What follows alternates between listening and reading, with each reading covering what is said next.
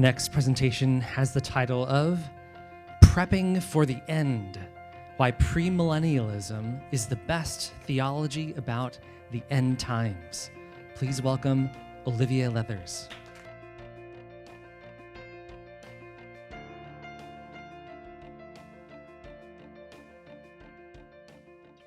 Have you ever been anxious or fearful about the future? I have. Our high school years have been riddled with frightening events: a global pandemic, an overseas war, terrorism, school shootings, and so much more. Growing up with these events can trigger an increase of anxiety in our hearts about what lies ahead. What's next?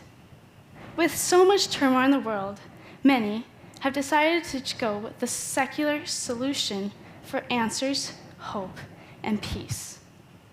Throughout the ages, humans have turned to the skies or to psychics or mediums for answers and insights into the future.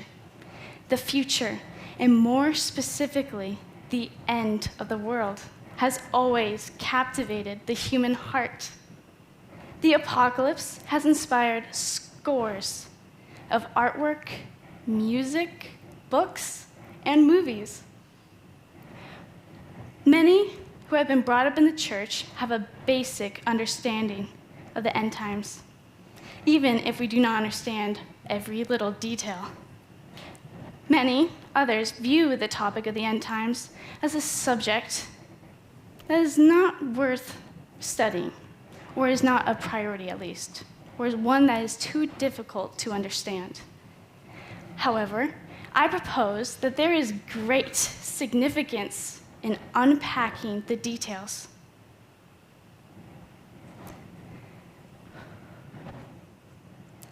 Before we go further, it's important to understand some terms. The first, millennium, refers to chapter 20, where we see those who were not deceived by Satan and who instead are reigning with Christ for 1,000 years. This single term has inspired many eschatological interpretations. The primary three are premillennialism, postmillennialism, and amillennialism. The first, premillennialism, asserts that the world is darkening and growing increasingly secular, and that the millennium is coming, following the rapture of the saints. The term rapture refers to a prophecy in 1 Thessalonians. Its root actually comes from Latin, rapio, meaning seized or caught up. Postmillennialism asserts that the world is growing in godliness, and the Lord himself will return at the end of the millennium. Finally, amillennialism declares that the world is growing spiritually and that the millennium began thousands of years ago during the church age. Although many Christians support the postmillennialism view of interpreting the Bible, I argue that a premillennialism view is a more accurate, biblically sound, God-honoring understanding of the Old and New Testament. The Old Testament, the book of Isaiah specifically, constantly reminds us of the coming Messiah and the end of the world. One of the most beloved passages, Isaiah 9:6, announces the coming Messiah, Jesus Christ. For unto us a child is born, to us a son is given, and his name shall be Everlasting Father, Almighty God, and Prince of Peace. This last term, Prince of Peace, refers to a prophecy about the coming Messiah, Jesus Christ, over 400 years before his first coming. In the New Testament, we see a series of prophecies that require a premillennialist interpretation.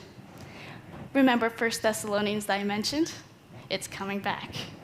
1 Thessalonians chapter 4, verse 17 talks about the revival and renewal of the resurrection of the saints, followed by the rapture of believers.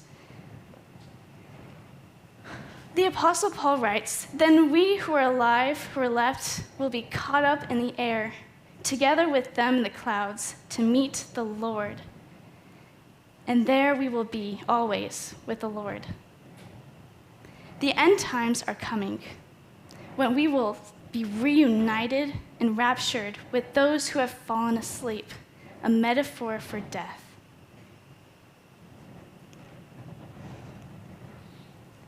This provides a bridge between the Old and New Testaments. Premillennialism interpretation does not contradict or confuse the Old and New Testaments alike. It combines them and enhances them. What else did Jesus himself mean when he said in Matthew 24, "Therefore, be alert, for you do not know on what day the Lord your God will come"? This language becomes imperative for a believer to go forth into the world and preach the good news to previously unreached nations. It creates a sense of urgency that we don't know when Christ will come. He could come in a minute. Are we ready for it?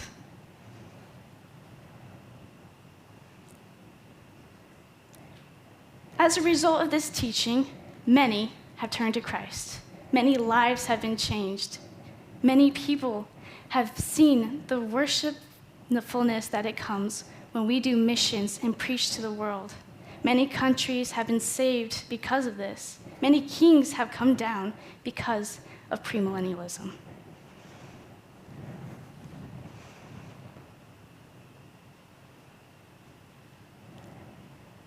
Some argue that a premillennialist interpretation is not accurate because of Revelation's metaphorical language. It argues that because it has resemblance with the Psalms, that it can bear less influence than one that is written allegorically.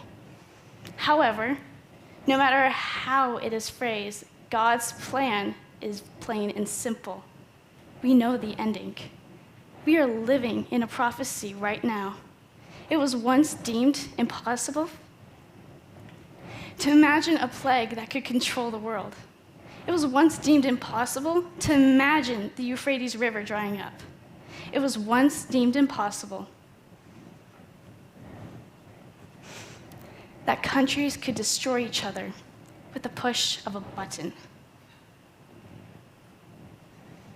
Premillennialism offers glimpses of hope that we will return to a millennium where Christ will reign. We will be reunited with those we have lost and be resurrected in imperishable bodies. Therefore, Christians, we do not need to be afraid of the future or look elsewhere for hope and peace. Instead, we can turn to God and know that He is sovereign.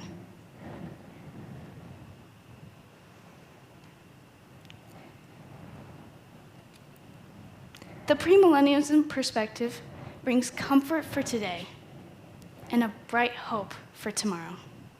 This life is a vapor. We will be with our Creator once more, and then for all of eternity. Thank you.